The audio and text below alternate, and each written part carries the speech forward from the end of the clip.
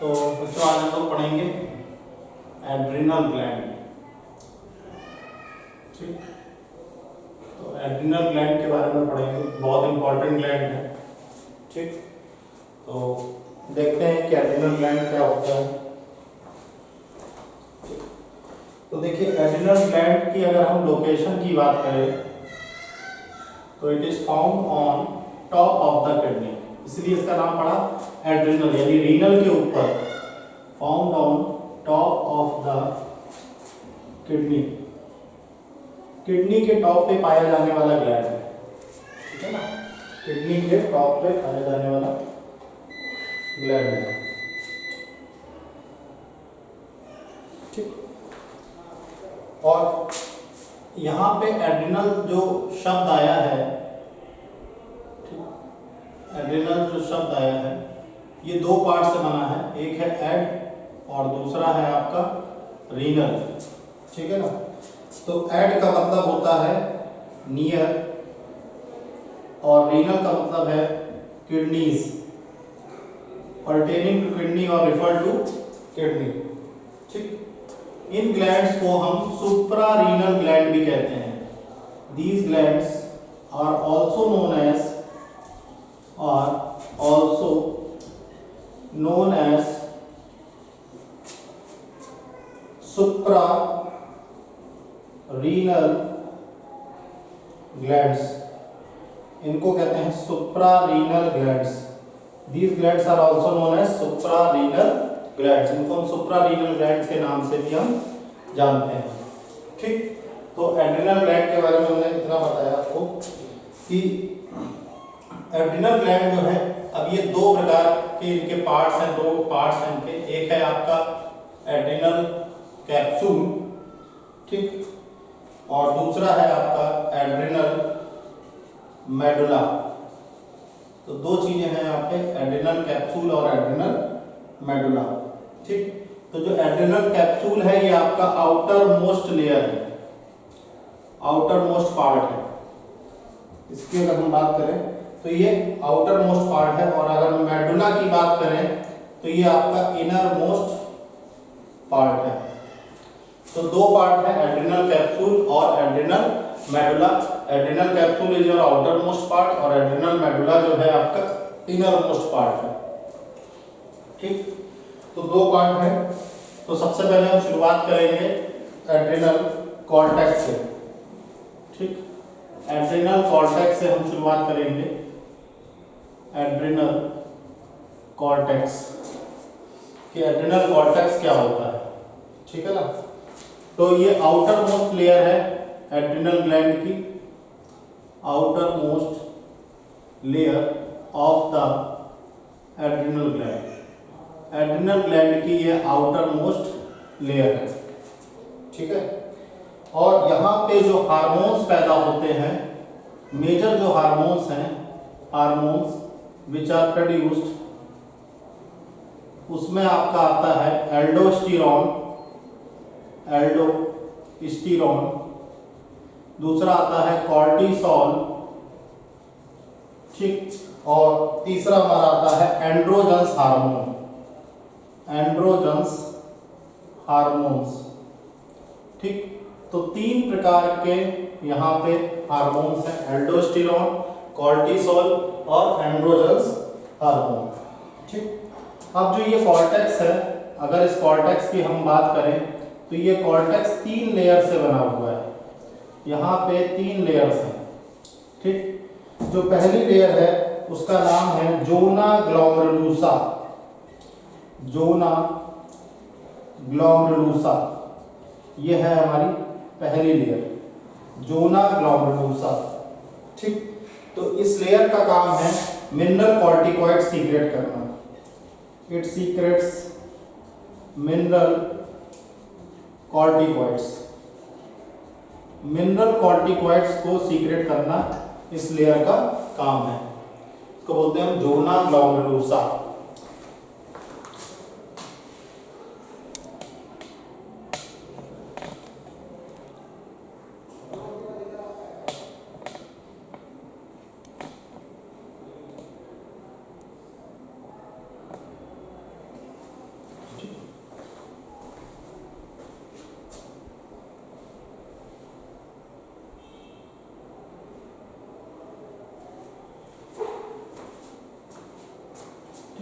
इसके बाद आता है हमारा नेक्स्ट जो लेयर आती है, ठीक है ना, नेक्स्ट लेयर जो है उसको हम कहते हैं जोना fasciculata. This is known as zona fasciculata.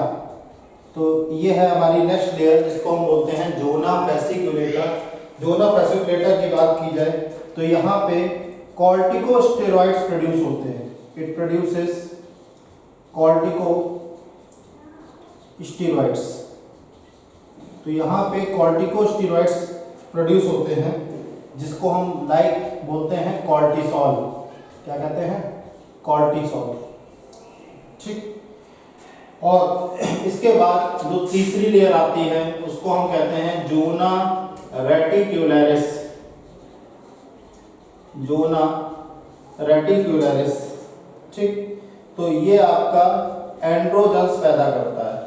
It produces androgens.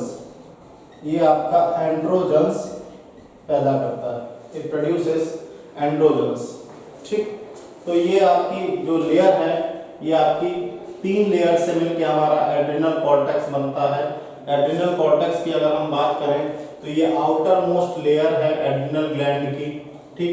ये आपके जो मेजर हार्मोन्स पैदा होते हैं, एल्डोस्टेरॉन जो कि मिनरल कॉर्टिकॉइड्स है, कॉर्टिसोल जो कि ग्लूकोकॉर्टिकॉइड्स है, और एंड्रोजन हार्मोन्स जो कि आपका गोनाडोकॉर्टिकॉइड्स या सेक्स कॉर्टिकॉइड्स या सेक्स हार्मोन्स कहलाते हैं। तो ये तीनों हार्मोन पैदा करने वाला है हमारा एड्रिनल कॉर्टेक्स। ठीक। अब हमारा आता है एड्रिनल मेडुला। Adrenal medulla. ठीक।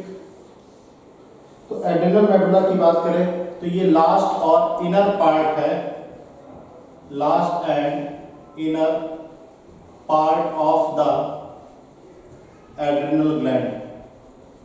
Last and inner part of adrenal gland.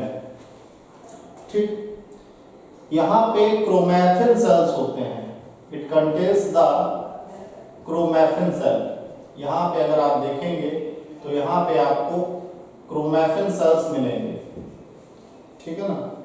और यहां पे 2 प्रकार के हार्मोन निकलेंगे। एक का नाम है एड्रेनालिन और दूसरा हार्मोन है नॉरएड्रेनालिन।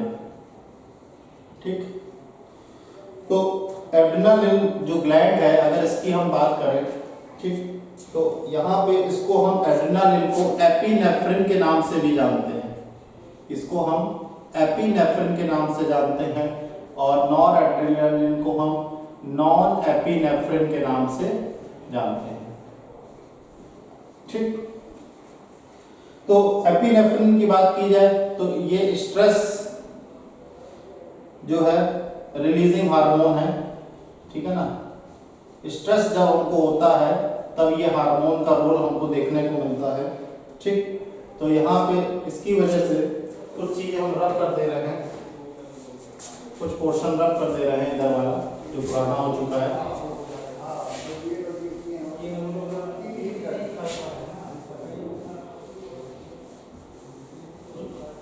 तो देखिए अगर हम बात करें एपिनेफ्रिन की जो कि स्ट्रेस रिलीजिंग हार्मोन है, ये रैपिडली रिस्पॉन्ड करता है स्ट्रेस कंडीशन में। Rapidly respond to stress. Rapidly respond करता है स्ट्रेस में by increasing the heart rate. Heart rate को इंक्रीज करके, हार्ट रेट को इंक्रीज करके, और उसी के साथ साथ ब्लड का में ग्लूकोज लेवल भी बढ़ जाता है। And raising the blood glucose level, raising the blood glucose level. तो ये तो कहानी है हमारी एड्रेनालिन की कि एड्रेनालिन हमारे साथ ऐसा करता है, हमारी बॉडी के साथ ऐसा करता है। ठीक। अब हम अगर बात करें नॉरएड्रेनालिन की तो ये आपका कोऑर्डिनेट करता है एपिनेफ्रिन के साथ। Coordinate with epinephrine. तो ये आपका एपिनेफ्रिन के साथ कोऑर्डिनेट करता है। ठीक है ना। इसका प्राइमरी फंक्शन जो है, नॉन एपिनेफ्रिन की बात करें, इसका जो प्राइमरी फंक्शन है वो ब्रेन को एक्शन में लाना है, ठीक है ना। प्राइमरी फंक्शन जो है is to mobilise the body and brain to function. तो ये बॉडी और ब्रेन को फंक्शन में ले आने का काम करता है, ठीक। तो नॉरएपिनेफ्रिन का पूरा कोऑर्डिनेशन जो है वो एपिनेफ्रिन के साथ है। एपिनेफ्रिन और नॉरएपिनेफ्रिन दो हार्मोन हैं जो एड्रिनल मेडुला, आपका जो इनर मोस्ट पार्ट या लास्ट पार्ट है, उसके द्वारा प्रोड्यूस किए जाते हैं, ठीक। तो ये दो हार्मोन हैं, एपिनेफ्रिन और नॉरएपिनेफ्रिन, ठीक। तो ये तो बात हो गई हमारी एक प्रकार से एड्रिनल मेडुला और एड्रिनल कॉर्टेक्स की। अब हम ओवरऑल अगर बात करें तो एड्रिनल ग्लैंड की अगर हम बात करें तो एड्रिनल ग्लैंड का हमको जो फंक्शन देखने को मिलता है वो है फाइट और फ्लाइट रिस्पॉन्स। फाइट और फ्लाइट रिस्पॉन्स यानी जब कभी हमारे सामने ऐसी भयानक परिस्थितियां आती हैं कि या तो हम लड़ने की अवस्था में होते हैं और या फिर उस परिस्थिति से भाग जाने की अवस्था में होते हैं, उसी समय एड्रिनल ग्लैंड का रोल प्ले होता है। उसी समय हार्मोन्स का सीक्रेशन ऐसा होता है कि हम उन कंडीशन से अपने आप को निकलने के लिए, उनसे सामना करने के लिए तैयार होते हैं। तो एड्रिनल ग्लैंड की अगर हम बात करें तो फाइट और फ्लाइट रिस्पॉन्स होता है, और ये फाइट और फ्लाइट रिस्पॉन्स जो है शुरुआत होती है इसकी रिलीजिंग ऑफ स्ट्रेस हार्मोन, ठीक है ना। तो रिलीजिंग ऑफ स्ट्रेस हार्मोन, तो स्ट्रेस हार्मोन से इसकी शुरुआत होती है। स्ट्रेस हार्मोन के रिलीज करने से इस फाइट और फ्लाइट रिस्पॉन्स की शुरुआत होती है, ठीक। अब एड्रिनल ग्लैंड का एक फंक्शन ये भी है कि it also regulates the metabolism. ये आपका मेटाबॉलिज्म को भी रेगुलेट करता है। It also regulates the metabolism, ये मेटाबॉलिज्म को भी रेगुलेट करता है। तो मेटाबॉलिज्म के साथ साथ इसका एक रेगुलेशन हमको ब्लड प्रेशर में भी देखने को मिलता है। तो ब्लड प्रेशर और मेटाबॉलिज्म दोनों को ये रेगुलेट करने का काम करता है। तो दो बातें हमने इसमें पढ़ी, एक है फाइट और फ्लाइट रिस्पॉन्स जो कि रिलीजिंग ऑफ स्ट्रेस हार्मोन है। दूसरी बात हमने ये पढ़ी कि ये मेटाबॉलिज्म यानी जो series of chemical reactions going on in our body, various chemical reactions going on in our body and as well as blood pressure, इन दोनों को ये क्या करता है, रेगुलेट करता है। तो ये एड्रिनल ग्लैंड का एक बहुत अच्छा आपका एग्जांपल है, फंक्शन है, ठीक। तो अब बात ये आती है कि आपका जो एड्रिनल ग्लैंड है इसके साथ कुछ प्रॉब्लम्स भी हैं, कुछ डिसऑर्डर्स भी हैं, ठीक है ना। तो अब हम पढ़ेंगे एड्रिनल ग्लैंड के डिसऑर्डर, ठीक है ना, एड्रिनल ग्लैंड के disorder.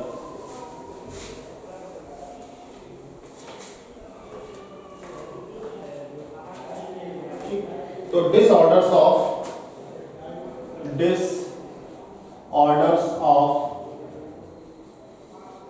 Adrenal gland, disorders of adrenal glands, adrenal glands के डिसऑर्डर। तो एड्रिनल ग्लैंड के डिसऑर्डर हम लोग पढ़ेंगे कि क्या क्या एड्रिनल ग्लैंड के डिसऑर्डर है। तो सबसे पहली जो बीमारी हमको देखने को मिलती है उसका नाम है कुशिंग सिंड्रोम। इसका नाम है कुशिंग सिंड्रोम, ठीक, कुशिंग सिंड्रोम। अब देखिए कुशिंग सिंड्रोम क्या है। ये एक ऐसी कंडीशन है जब हमारी बॉडी में कॉर्टिसोल लेवल बहुत ज़्यादा हाई हो जाता है, बहुत ज़्यादा तेजी से बढ़ जाता है। तो दिस सिंड्रोम अकर्स। देखिए सिंड्रोम और डिसीज में अंतर है। सिंड्रोम क्या है, एड्स एक बीमारी है जो कि सिंड्रोम है।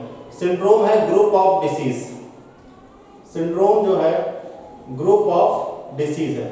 तो ये सिंड्रोम कब होता है, this syndrome occurs in the condition when cortisol level increases। तो जब कॉर्टिसोल लेवल इंक्रीज करेगा तो आपको कुशिंग सिंड्रोम नामक बीमारी हो जाएगी। This causes tumour in adrenal gland, this causes tumour in the adrenal gland. Adrenal gland की ट्यूमर होने की संभावना रहती है। ठीक, इसके बाद एक बीमारी होती है जिसका नाम है एडिसन्स डिसीज। एडिसन्स डिसीज, अब देखिए एडिसन्स डिसीज क्या है। एडिसन्स डिसीज किसको बोलेंगे? तो जब एड्रिनल ग्लैंड इनसफिशिएंट कॉर्टिसोल पैदा करता है, adrenal gland produces insufficient cortisol, insufficient cortisol.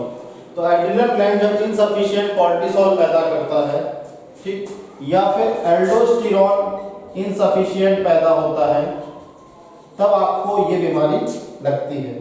तो इस बीमारी की जो सिम्टम्स हैं उसको देख लेते हैं कि कौन कौन से सिम्टम्स हैं इस बीमारी के। एक तो इस बीमारी के दौरान वीकनेस बहुत लगती है, ठीक, फटीग, थकावट बहुत महसूस होती है, ठीक। इसके अलावा लो ब्लड प्रेशर रहता है, लो ब्लड प्रेशर रहता है, ठीक। और लो ब्लड प्रेशर के साथ साथ यहाँ पे नौजिया नामक सिम्टम भी देखने को मिलता है, ठीक। तो 70% जो आपको ये एडिसन डिसीज दिख रही है, 70% जो एडिसन डिसीज दिख रही है, ये एक ऑटो इम्यून डिसऑर्डर है। मैंने आपको पढ़ाया होगा, आपने अभी पढ़ेंगे आगे ह्यूमन हेल्थ एंड डिसीज में, ऑटो इम्यून डिसऑर्डर, ठीक है। ऑटो इम्यूनिटी, जब अपनी ही चीजें अपने खिलाफ खड़े हो जाती हैं और कह सकते हैं कि अपने लिए नुकसान करती हैं। जो हमारी इम्यूनिटी है या जो हमारे पॉजिटिव सीक्रेशंस हैं वही हमारे लिए खतरनाक हो जाते हैं, तो ऑटो इम्यून डिसीजेस होने की संभावना रहती है, ऑटो इम्यून डिसऑर्डर, ठीक। तो ये सारी बातें हमने एड्रिनल ग्लैंड के बारे में पढ़ी, इसको नोट डाउन कर लीजिए, फिर नेक्स्ट ग्लैंड चालू करते हैं।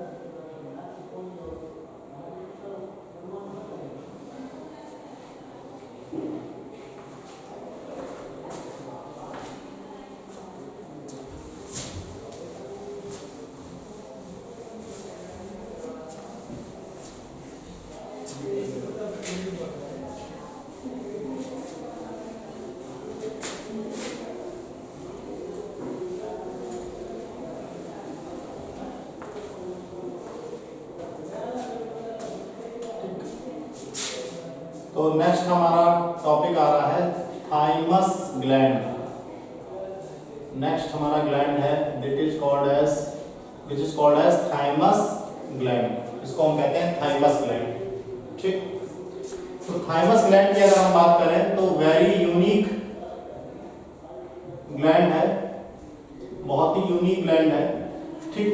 और इसकी खासियत ये है कि ये बहुत ही ऑब्सक्योर ऑर्गन है, ये ऑब्सक्योर ऑर्गन है जो कि डीप लोकेटेड है with in the chest, located deep with in the chest, located deep with in the chest, ठीक। और ये पूरी लाइफ फंक्शन नहीं करता है, it may not function, it may not function through out the life, it may not function through out the life, पूरी life ये function नहीं करता। ठीक, तो इसकी यूनिकनेस ये है कि ये लार्जेस्ट साइज का होता है जब चिल्ड्रन एज होती है। ठीक, और जैसे जैसे बॉडी ग्रो करती जाती है तो ये स्मॉलर साइज का होता जाता है as the body grows old. तो जैसे जैसे बॉडी ग्रो होती जाएगी, ओल्ड होती जाएगी, वैसे वैसे इसका साइज आपका कम होता जाएगा। ठीक, लगभग 2.5 से 5 सेंटीमीटर वाइड होता है, 2.5 सेंटीमीटर से 5 सेंटीमीटर वाइड होता है, 4 से 6 सेंटीमीटर लॉन्ग है। ठीक, और 1 सेंटीमीटर इसकी थिकनेस होती है बर्थ टाइम में। तो ये मैक्सिमम आपको मैंने डायमेंशन बताई।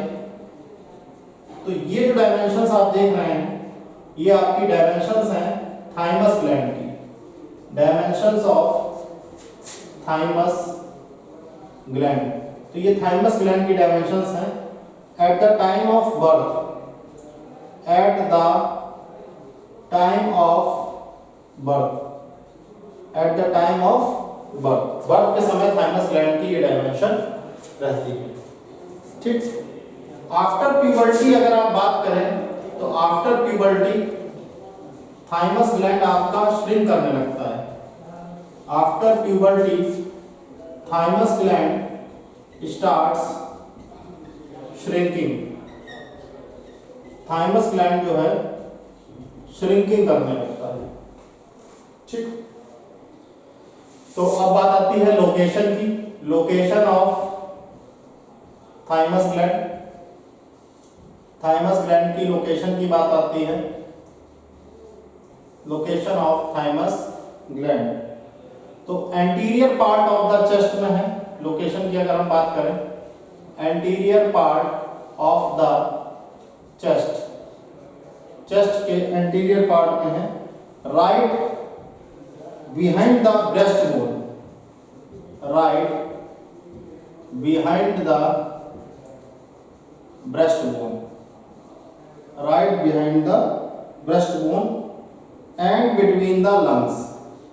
ये इसकी लोकेशन है, एग्जैक्ट लोकेशन है, लंग्स के बीच में और ब्रेस्ट बोन के पीछे।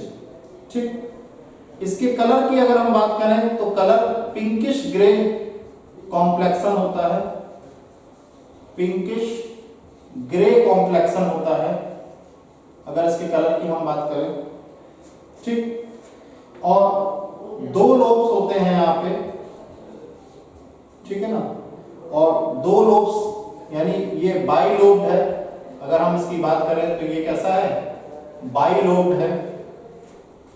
ठीक, अब बात आती है थाइमस ग्लैंड के फंक्शन की, function of thymus gland, function of thymus gland.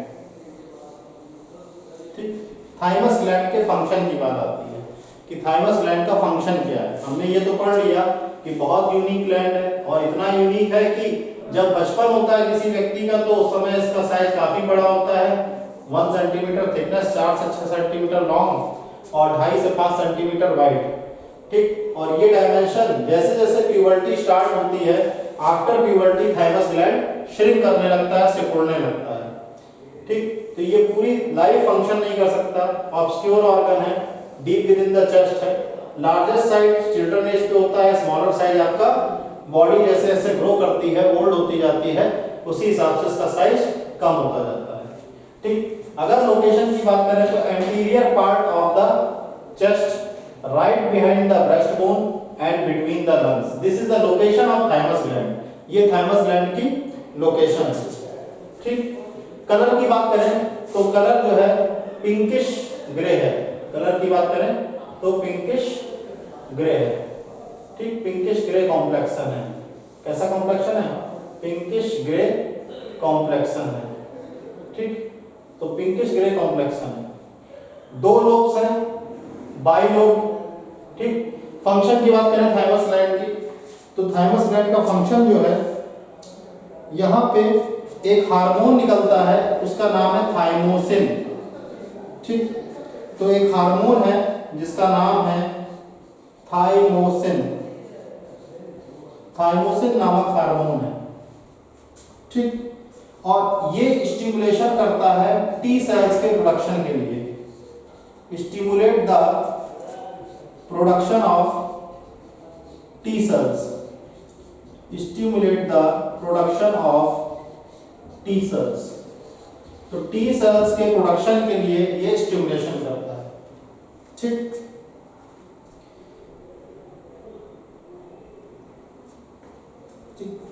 तो ये सबसे इसका इंपॉर्टेंट फंक्शन है कि थाइमस ग्लैंड आपका थाइमोसिन नामक हार्मोन को पैदा करता है, सीक्रेट करता है, और इसका काम है टी सेल्स का प्रोडक्शन करना। ठीक है ना।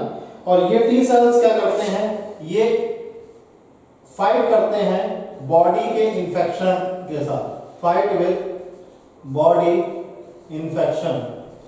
तो बॉडी के इंफेक्शन के साथ ये क्या करते हैं, फाइट करते हैं, फाइट विद बॉडी इंफेक्शन। ठीक, तो टी सेल है क्या, अगर टी सेल के बारे में हम बात करें कि टी सेल्स क्या होते हैं। टी सेल्स आपके एक प्रकार के वाइट ब्लड सेल्स हैं, और आपको पता है कि बॉडी फ्लूइड्स एंड सर्कुलेशन में हम पढ़ भी चुके हैं, वाइट ब्लड सेल्स आपके ल्यूकोसाइट्स होते हैं जो कि कलरलेस होते हैं, और इनका काम है infection, fight against infection, infection के अगेंस्ट लड़ाई लड़ना, fight against infection, fight against infection. तो this was all about thymus gland. Thymus gland के बारे में हम लोगों ने पढ़ा। ठीक है ना। और एक इररेगुलर शेप्ड ग्लैंड है थाइमस ग्लैंड की, अगर हम बात करें, जो कि upper part of the chest पे पाया जाता है। ठीक, बिहाइंड द ब्रेस्ट बोन और बिटवीन द लंग्स होता है। ये चाइल्डहुड के दौरान लार्ज होता है, और प्यूबर्टी आते आते, एज बढ़ते बढ़ते ये श्रिंक करने लगता है। ठीक, तो इसके बाद हम नेक्स्ट ग्लैंड पढ़ने जा रहे हैं, इसको नोट कर लीजिए।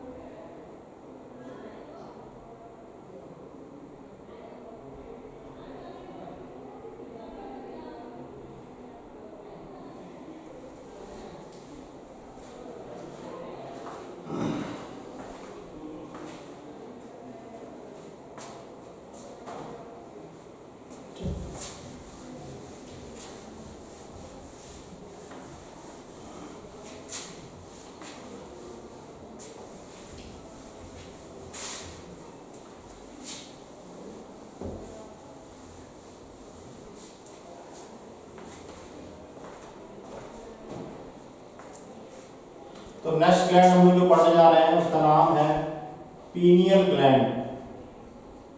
पीनियल ग्लैंड इसका नाम है। ठीक, this is our next gland. ठीक, पीनियल ग्लैंड की अगर बात की जाए तो ये पाइन कोन शेप का है। It is pine cone shape. ठीक, स्मॉल ग्लैंड, बहुत बड़ा ग्लैंड नहीं है, ये पाइन कोन शेप का एक स्मॉल ग्लैंड है।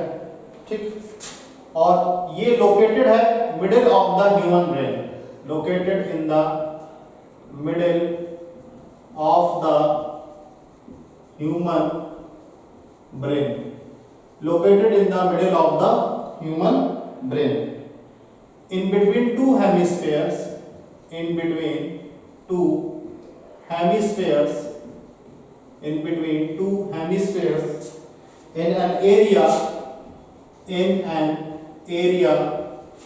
called as एपिथैलेमस, जिसको हम क्या कहते हैं, एपिथैलेमस कहते हैं। क्या कहते हैं? एपिथैलेमस कहते हैं। तो पिनियल ग्लैंड को हम थर्ड आई के नाम से भी जानते हैं, यानी तीसरी आंख के नाम से भी जानते हैं। पिनियल ग्लैंड, इसको हम थर्ड आई के नाम से भी हम जानते हैं। तो पहली बात तो हमने आपको बताई कि pine cone shaped small gland है, जो कि लोकेटेड है middle of the human brain in between two hemispheres in an area called as epithalamus. तो दो हेमिस्फीयर के बीच एक एरिया है जिसको हम बोलते हैं एपिथैलेमस, वहां पे ये पिनियल ग्लैंड आपका मौजूद है। ठीक, अब ये जो पिनियल ग्लैंड है इसको हम थर्ड आई बोलते हैं। क्या बोलते हैं? थर्ड आई, क्योंकि ये मेजर साइट है, it is the major site for melatonin secretion. It is the major site for melatonin secretion. Melatonin नामक एक हार्मोन है, एक द्रव्य है, ठीक, जिसके सीक्रेशन के लिए ये जाना जाता है। अब ये मेलाटोनिन सीक्रेशन क्या है? ये एक्चुअली में बॉडी की जो इंटरनल क्लॉक है, ठीक है ना, बॉडी की जो इंटरनल क्लॉक है जिसको हम सर्काडियन रिदम कहते हैं, बॉडीज इंटरनल क्लॉक जिसको हम कहते हैं सर्काडियन रिदम, सर्काडियन रिदम बोलते हैं, उसको ये मेंटेन करता है, उसको ये मेलाटोनिन मेंटेन करता है। तो बॉडी की जो इंटरनल क्लॉक है उसको मेंटेन करने का काम है आपके मेलाटोनिन के पास। ठीक, इस ग्लैंड के बारे में ये भी कहा जाता है कि this gland is rich in calcium level, this gland is rich in calcium levels. तो कैल्शियम लेवल्स में ये ग्लैंड काफी रिच होता है, ठीक है ना। तो कैल्शियम लेवल में ये ग्लैंड काफी रिच होता है। जब ब्रेन का हम एक्सरे करते हैं तो कैल्शियम जो है, जब एक्सरे होता है तो calcium during x ray calcium act as radiographer. तो कैल्शियम आयंस जो होते हैं वो रेडियोग्राफर की तरीके एक्ट करते हैं और कैल्शियम के लेवल को डिफाइन करते हैं, बता देते हैं कि कितना कैल्शियम लेवल यहाँ पे पाया जा रहा है। ठीक, तो पिनियल ग्लैंड के बारे में ये भी कहा जाता है कि ये सबसे लास्ट ग्लैंड है जिसको डिस्कवर किया गया है, last gland to be discovered. तो ये लास्ट ग्लैंड है जिसको हम डिस्कवर कर रहे हैं। ठीक, अगर हम बात करें एनाटॉमी ऑफ पिनियल ग्लैंड की, कि पिनियल ग्लैंड की एनाटॉमी कैसी है, anatomy of pineal gland, anatomy of pineal gland. Pineal gland की एनाटॉमी की बात करें तो ये लगभग 0.3 सेंटीमीटर 0.3 इंचेस लॉन्ग है, नॉट सेंटीमीटर, 0.3 इंचेस लॉन्ग है। और इसके वेट की अगर हम बात करें तो वेट जो है वो है आपका 0.1 ग्राम, 0.1 ग्राम इसका वेट है। ठीक, यहां पे जो सेल्स पाए जाते हैं जिनको हम पिनियल ग्लैंड का सेल बोलते हैं, जो ग्लैंड को बनाते हैं उनको हम कहते हैं पिनियलोसाइट्स, इनको हम बोलते हैं पिनियलोसाइट्स। तो सेल्स ऑफ पिनियल ग्लैंड जो है वो पिनियलोसाइट्स बोले जाते हैं। ठीक, तो अगर पिनियल ग्लैंड की हम बात करें कि कौन से दो हार्मोन हैं जो सीक्रेट होते हैं पिनियल ग्लैंड के द्वारा, hormones secreted by pineal gland, pineal gland के द्वारा सीक्रेट किए जाने वाले हार्मोन। ठीक, पहला है आपका मेलाटोनिन, पहला है आपका मेलाटोनिन, दूसरा है आपका सेरोटोनिन। तो दो हार्मोन हैं, एक है मेलाटोनिन और दूसरा है आपका सेरोटोनिन। ठीक, इन दोनों को हम पिनियल ग्लैंड हार्मोन कहते हैं। इन दोनों को हम पिनियल ग्लैंड हार्मोन के नाम से जानते हैं। ठीक, इसके अलावा आपका न्यूरोस्टेरॉइड्स भी पिनियल ग्लैंड प्रोड्यूस करते हैं, न्यूरोस्टेरॉइड्स। ठीक, तो अगर हम बात करें सेरोटोनिन की, तो सेरोटोनिन जो है एक प्रकार से मेलाटोनिन का प्रिकर्सर है। Serotonin is the precursor of melatonin. Serotonin की अगर हम बात करें तो सेरोटोनिन आपका मेलाटोनिन का प्रिकर्सर है। ठीक, तो हमारी जो सर्काडियन रिदम होती है, जिसके बारे में अभी हमने चर्चा करी कि जो ये सर्काडियन रिदम है ये 24 आवर की होती है। 24 आवर की एक साइकिल है। ये सर्काडियन रिदम जिसके बारे में हमने अभी आपको बताया, तो ये 24 आवर की एक साइकिल है, बायोलॉजिकल साइकिल है, जो कि कैरेक्टराइज होती है स्लीप वेक पैटर्न से, यानी हमारे सोने और जगने के पैटर्न को ये कैरेक्टराइज करती है।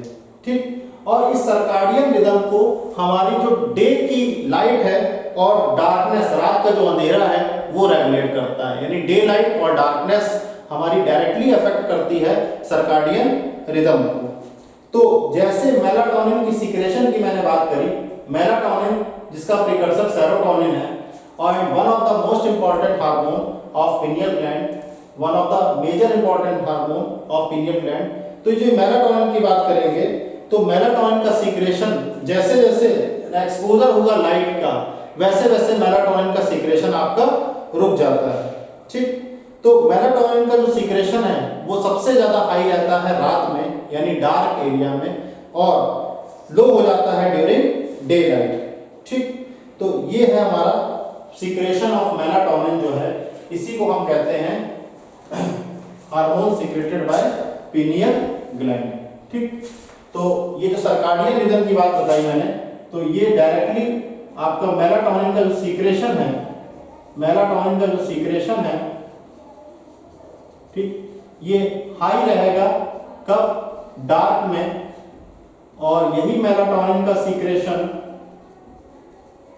मेलाटोनिन का सीक्रेशन लो हो जाएगा डे लाइट में। तो डे लाइट में लो हो जाएगा और ये डायरेक्टली अफेक्ट करता है स्लीप वेक पैटर्न को, स्लीप वेक पैटर्न्स को। ठीक, जो हमारा सर्काडियन रिदम तय करता है।